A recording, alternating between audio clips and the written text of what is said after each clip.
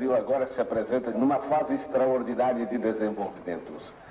A sua dimensão imensa continental está sendo rasgada por estradas que ligam em todas as direções o solo brasileiro.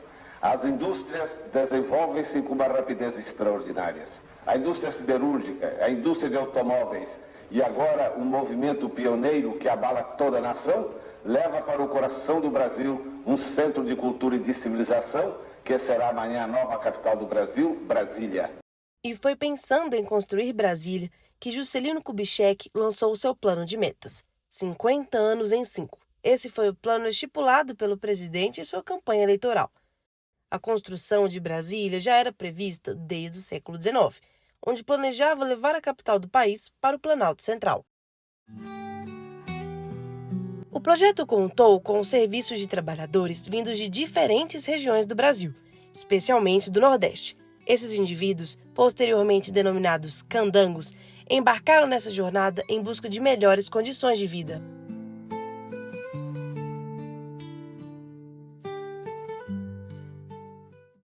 Há mais de 60 anos, onde hoje fica localizado o Museu Vivo da Memória Candanga, foi construído o primeiro hospital de Brasília, que atendia os trabalhadores da região.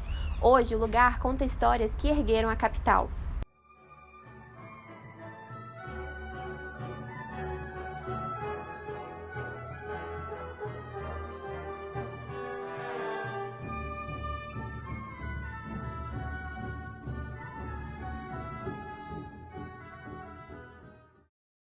De acordo com o dicionário, a palavra candangos tem origem africana e expressa a ideia de ruim, sujo. Porém, com a construção de Brasília, a palavra foi ressignificada e foi utilizada para enaltecer os trabalhadores da nova capital. Milhares de trabalhadores chegaram com suas famílias com pouca ou nenhuma condição. Os alimentos eram preparados de forma improvisada. Com péssimas condições de moradia, muitos acabavam adoecendo. O restante da casa eram realmente coisas improvisadas, que às vezes eram lonas de caminhão, além da polêmica que tinha dado na época de, poxa, a gente ajudou a construir, vocês querem mandar a gente embora? A gente fez nossas construções, a gente fez nossas casas, então eles foram realocados com a ideia assim, tem uma casa na Ceilândia que eu dou para você desocupar esse lugar. Os que conseguiram ficar eram muitas pessoas que conseguiam empréstimos, e tinha também um benefício para as pessoas que eram casadas, né? Então, nessa época também a gente teve muitas pessoas que se juntaram para conseguir esse benefício e assim por diante. Mas foi bem complicado nessa época, porque a maioria chegou a ser realocada mesmo. Inicialmente previstos para retornarem às suas cidades de origem, os candangos fizeram de Brasília sua nova casa. Como no projeto da nova capital não contavam com a presença desses habitantes, foi decidido que eles seriam realocados para as atuais regiões administrativas, formando a periferia do Distrito Federal. Cá no plano metas, dos 50 anos em 5, ele se preocupou muito mais em entrar para a história. Ele não tem uma logística, uma programação bem definida para os candangos. Eles vieram para poder ganhar um dinheiro, tentar uma vida diferenciada. Não tem um planejamento específico. Tá? Foi mais ou menos a lei áurea, né? Ok, vamos acabar com a escravidão, mas e o pós? E a discriminação? E onde que eles vão trabalhar, né? Após a inauguração do Brasília, milhares de operários ficaram desempregados, tá? Os acampamentos acabaram virando ali as futuras RAs e muitos vieram aqui para Brasília, que sem grandes recursos não conseguiram juntar dinheiro e, de uma certa forma, muitos passaram por situações complicadíssimas. De uma certa forma, eles foram meio que excluídos pós-inauguração de Brasília. Eles não tiveram opção, muitos não conseguiram voltar para sua terra natal, vários já tinham constituído famílias aqui.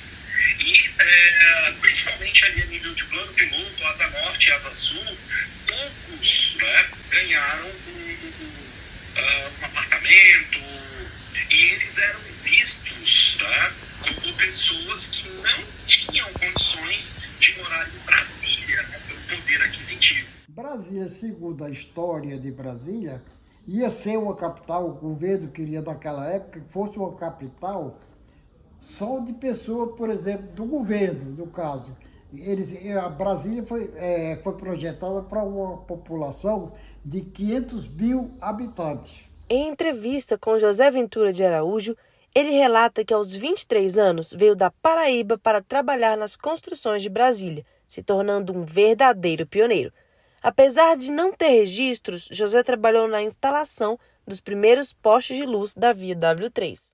Quando eu vim para Brasília, eu morava em Campina Grande, na Paraíba, na cidade de Campina Grande, na Paraíba. Em 1958, eu nunca tinha visto falar sobre Brasília. A primeira vez que eu vim falar sobre Brasília, o rapaz falou que vinha para Brasília trabalhar. Aí eu falei, eu vou para Brasília com você. Vai ver, vovô. Aí nós viemos para Brasília. Eu vim de caminhão que chama Pau de Arara. 12 dias para chegar aqui. Quando eu vim para cá mesmo, eu era solteiro. Eu tinha 23 anos na época. Era 23 anos. Hoje, sabe quantos anos eu tenho hoje? Deixa eu ver. 88 e 9 meses. Tanto detalhe dessa passagem minha que você nem imagina, né? Mas toda a vida eu fui feliz. Trabalhei, toda a vida nunca tive problema com ninguém, com a justiça, com nada. Todas as empresas que tinha em Brasília, elas faziam acampamento de madeira e a gente morava no acampamento, sabe? Morava naquelas horas. Eu morei na 304, na época lá, quando fizeram os alojamentos, e a gente morava muita gente, é só homem, muita gente. Muitas camas,